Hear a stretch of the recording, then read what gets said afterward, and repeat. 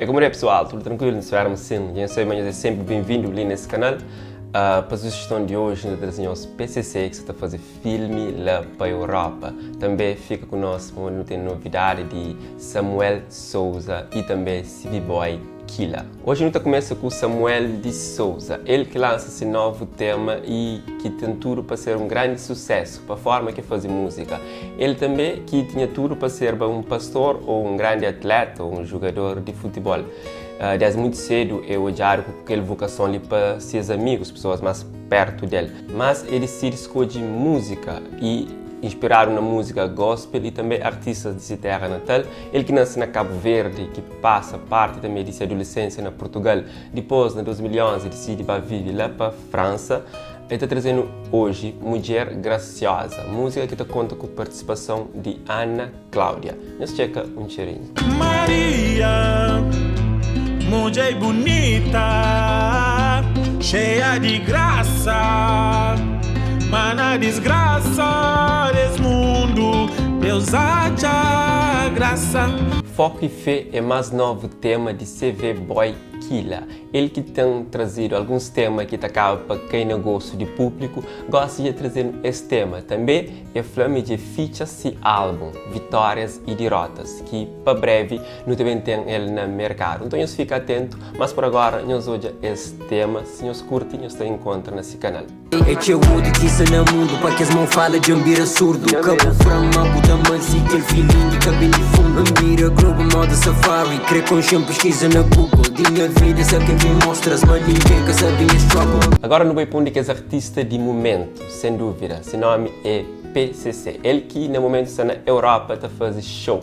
Grande show na França também, grande show esse fim de semana na Portugal. Que deixa dúvida, mas PCC está a ser amado para onde que é bem, cá, depois de ser impedido de ir para os Estados Unidos e decide ir para Europa, onde que esse está a ser bem acolhido, cá. Senhor reporta últimos músicas que tem estado a fazer e hits traz de hits, cá. Está no bom caminho, então desejar sucesso, que está continua assim, nós fica com algumas imagens de concerto.